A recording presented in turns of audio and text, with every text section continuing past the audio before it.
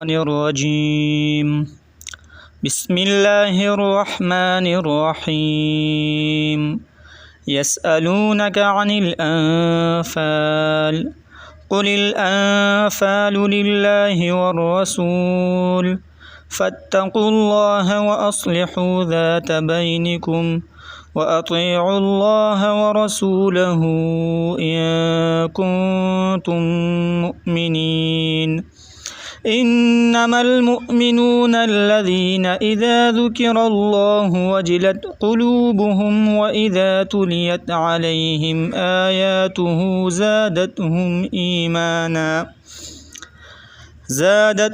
إيمانا وعلى ربهم يتوكلون الذين يقيمون الصلاة ومما رزقناهم ينفقون أولئك هم المؤمنون حقا لهم درجات عند ربهم ومغفرة ورزق كريم كما أخرجك ربك من بيتك بالحق وَإِنَّ فَرِيقًا مِّنَ الْمُؤْمِنِينَ لَكَارِهُونَ يُجَادِلُونَكَ فِي الْحَقِّ بَعْدَمَا تَبَيَّنَ كَأَنَّمَا يُسَاقُونَ إِلَى الْمَوْتِ وَهُمْ يَنظُرُونَ صدق اللہ العظیم۔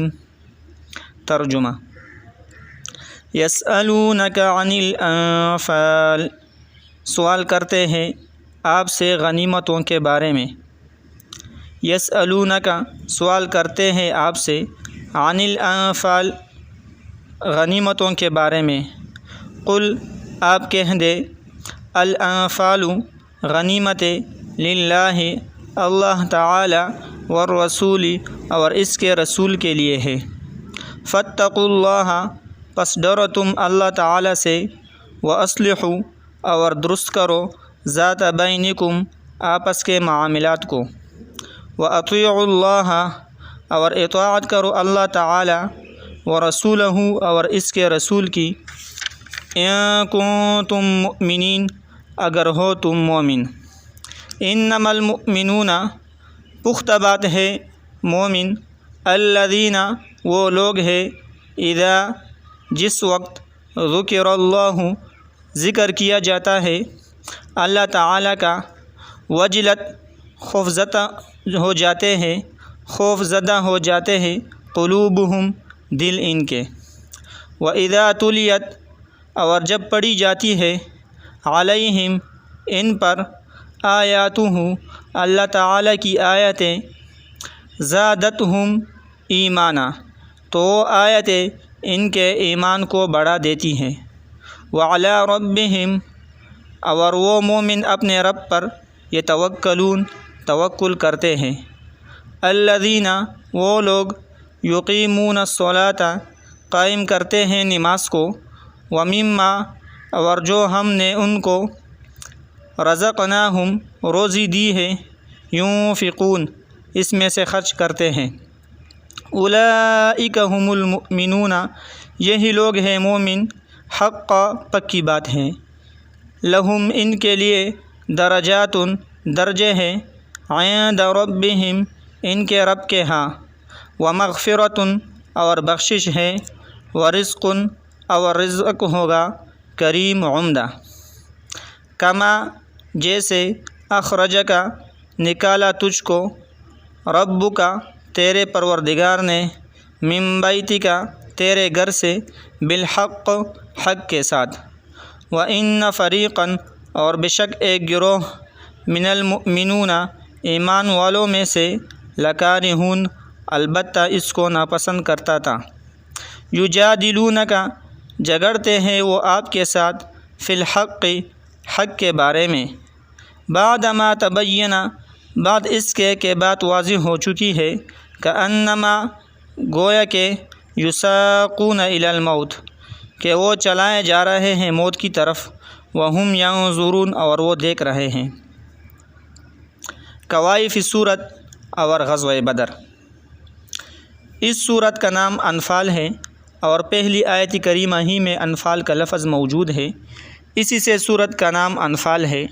سورت فاتحہ کے بعد اس کا 8واں نمبر ہے اور نزول کے اعتبار سے 88واں نمبر ہے۔ 87 صورتیں اس سے پہلے نازل ہو چکی تھی اور یہ 88واں ہے۔ یہ صورت مدینہ طیبہ میں نازل ہوئی ہے۔ اس کے 10 رکوع اور 75 آیات ہیں۔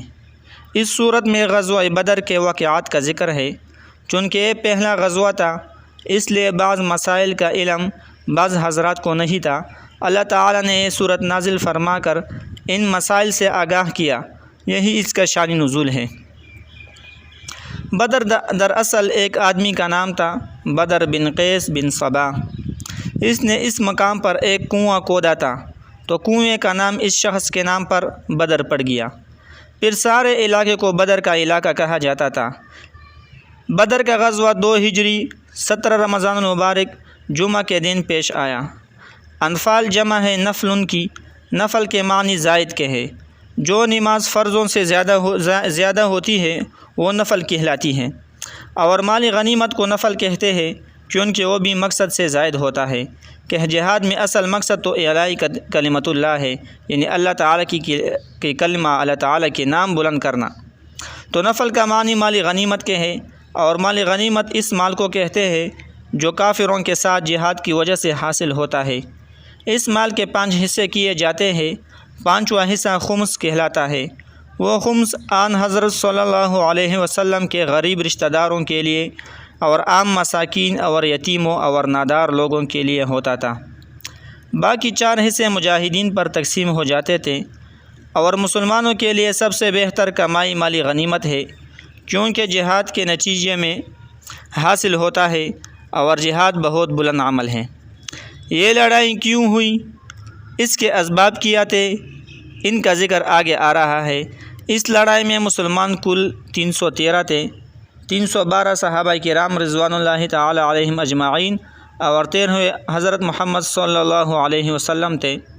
اور تعجب کی بات یہ ہے کہ 313 کے پاس صرف 8 تلواریں، 6 زر ہے، 70 اونٹ اور 2 گھوڑے ہیں، اور لباس کی یہ حالت تھی کہ کسی کے پاس پگڑی، ٹوپی تھی، اور کوئی ننگے سر تھے، اور کسی کے پاس جوتا تھا، اور کوئی ننگی پاؤں تھے۔ اس گرمی اور دھوپ میں اور مقابلہ میں 1000 آدمی، اور ان کے پاس ہر طرح کا اسلحہ، تلواریں، نیزے، تیر کمان، زر ہے، خود اور وافر مقدار میں اونٹ، گھوڑے اور خچر تھے۔ اور آپ پہلے اللہ تعالیٰ کا ارشاد پڑھ چکے ہیں کہ وَلَقَدْ نَصَرَكُمُ اللَّهُ بِبَدْرٍ وَأَنْتُمْ أَذِلَّةٌ، سورۃ آل عمران آیت نمبر 123۔ اس کا ترجمہ یہ ہے، اور البتہ تحقیق اللہ تعالیٰ تمہاری مدد کر چکا بدر میں، اور تم کمزور تھے۔ 70 کافر مارے گئے، 70 گرفتار ہوئے، اور باقی دوڑ لگا گئے۔ یہ اللہ تعالیٰ کی نصرت تھی، ورنہ 313 کی 1000 کے ساتھ کیا نسبت ہے، 8 تلواروں کی 1000 تلوار کے ساتھ کیا نسبت ہے۔ صرف 14 مسلمان شہید ہوئے، 8 مہاجر اور 6 انصار میں سے۔ مالی غنیمت میں اونٹ، گھوڑے، تلواریں، خود لوہے کی ٹوپی کو کہتے ہیں، اسی طرح زر ہے، اور جو کچھ بھی اس زمانے میں ان کے پاس تھا حاصل ہوا۔ کچھ حضرات لڑائی میں تھے، اور کچھ حضرات ان کی خدمت پر خیموں میں کھانا پکانا، کپڑے دھونا اور دیگر سامان کی حفاظت کر رہے تھے۔ اور یہ کہ جب ان کی باری آنی تھی انہوں نے بھی لڑنا تھا۔ مالی غنیمت کے بارے میں اختلاف ہوا، اور جب آدمی زیادہ ہو تو قدرتی طور پر اختلاف رائے ہو جاتا ہے۔ لڑنے والوں کا خیال یہ تھا کہ چونکہ ہم لڑے ہیں اس لیے مالی غنیمت ہمارا حق بنتا ہے، اور جو حضرات انتظامات پر مامور تھے انہوں نے کہا کہ ہم بھی تمہارے ساتھ ہیں، لہٰذا ہمارا بھی حق بنتا ہے۔ پھر کہنے لگے کہ اختلاف کی کیا ضرورت ہے، آن حضرت صلی اللہ علیہ وسلم موجود ہے، ان سے پوچھ لیتے ہیں کہ حضرت مالی غنیمت کس کا حق بنتا ہے، صرف لڑنے والوں کا حق ہے یا جو پیچھے اونٹوں، گھوڑوں اور گدوں کی حفاظت پر مامور تھے اور کھانے پکانے پر مامور تھے اور زخمیوں کی مرہم پٹی وغیرہ کر رہے تھے، ان کا بھی حق بنتا ہے۔ اس کے متعلق اللہ تعالیٰ نے حکم نازل فرمایا، یسألونک عن الانفال، سوال کرتے ہیں آپ سے غنیمتوں کے بارے میں، قل آپ کہہ دیے الانفال للہ والرسول، غنیمت اللہ تعالیٰ کے لیے اور اس کے رسول کے لیے ہے کہ اللہ تعالیٰ کی ملکیت اور اس کے رسول کے کنٹرول میں ہے۔ فاتقوا اللہ، پس ڈرو تم اللہ تعالیٰ سے، واصلحوا ذات بینکم، اور دوسرا کو آپس کے معاملات کو اختلاف پیدا نہ کرو۔ مال غنیمت کا کیا کرنا ہے، اس کا حکم 10ویں پارے کی ابتدا میں آئے گا۔ وَاعْلَمُوا أَنَّمَا غَنِمْتُم مِّن شَيْءٍ فَأَنَّ لِلَّهِ خُمُسَهُ وَلِلرَّسُولِ وَلِذِي الْقُرْبَىٰ وَالْيَتَامَىٰ وَالْمَسَاكِينِ وَابْنِ السَّبِيلِ إِن كُنتُم مُّؤْمِنِينَ۔ یہ 10ویں پارے کے اول لکیر ہے۔ اس کا ترجمہ یہ ہے، اور اچھے طریقے سے جان لو کہ بے شک جو تم نے حاصل کیا ہے غنیمت میں سے، پس بے شک اللہ تعالیٰ کے لیے اس کا 5واں حصہ ہے، اور اس کے رسول کے لیے، اور اللہ تعالیٰ کے رسول کے قرابت داروں کے لیے، اور یتیموں کے لیے، اور مسکینوں کے لیے، اور مسافروں کے لیے ہے، اگر تم ایمان رکھتے ہو اللہ تعالیٰ پر۔ وَأَطِيعُوا اللَّهَ وَرَسُولَهُ، اور اطاعت کرو اللہ تعالیٰ کی اور اس کے رسول صلی اللہ علیہ وسلم کی، إِن كُنتُم مُّؤْمِنِينَ، اگر ہو تم مومن۔ اس کے بعد مومنین کے علامات ذکر کیے ہیں اللہ تعالیٰ نے۔ انما المؤمنون الذین اذا ذکر اللہ وجلت قلوبهم، انما المؤمنون، بے شک مومن وہ لوگ ہیں، اذا ذکر اللہ وجلت قلوبهم، جس وقت ذکر کیا جاتا ہے اللہ تعالیٰ کا خوف زدہ ہو جاتے ہیں دل ان کے، وجلت قلوبهم، ان کے دل اللہ تعالیٰ کے خوف سے، یعنی وہ اللہ تعالیٰ کے خوف سے خوف زدہ ہو جاتے ہیں، رب تعالیٰ کی عظمت اور بڑائی کی وجہ سے۔ مومنوں کی دوسری نشانی، وَإِذَا تُلِيَتْ عَلَيْهِمْ آيَاتُهُ زَادَتْهُمْ إِيمَانًا، اور جب پڑھی جاتی ہے ان پر اللہ تعالیٰ کی آیتیں تو وہ آیتیں ان کے ایمان کو بڑھا دیتی ہے، یعنی ان کے ذریعے ان کا ایمان بڑھ جاتا ہے۔ ایمان والوں کی تیسری علامت، وَعَلَىٰ رَبِّهِمْ يَتَوَكَّلُونَ، اور وہ اپنے رب پر توکل کرتے ہیں۔ توکل کا معنی یہ ہے کہ ظاہری اسباب اختیار کر کے نتیجہ رب تعالیٰ پر چھوڑ دینا۔ اگر ظاہری اسباب نہ اختیار کیے جائے تو اس کو تعطل کہتے ہیں، اور اسباب کو چھوڑنا جائز نہیں ہے۔ چوتھی علامت، الذین یقیمون الصلاۃ، مومن وہ لوگ ہیں جو قائم کرتے ہیں نماز کو۔ شریعت نے نماز کا جو طریقہ بتایا ہے اس طرح نماز کو قائم کرتے ہیں، یعنی شرائط و قیود کے ساتھ وقت پر جماعت کے ساتھ پڑھتے ہیں۔ پانچویں علامت یہ ہے، وَمِمَّا رَزَقْنَاهُمْ يُنْفِقُونَ، اور ہم نے جو ان کو روزی دی ہے اس میں سے خرچ کرتے ہیں۔ اور ماں سے مراد چیز لی جائے تو معنی ہوگا جو چیز ہم نے ان کو دی ہے اس میں سے خرچ کرتے ہیں۔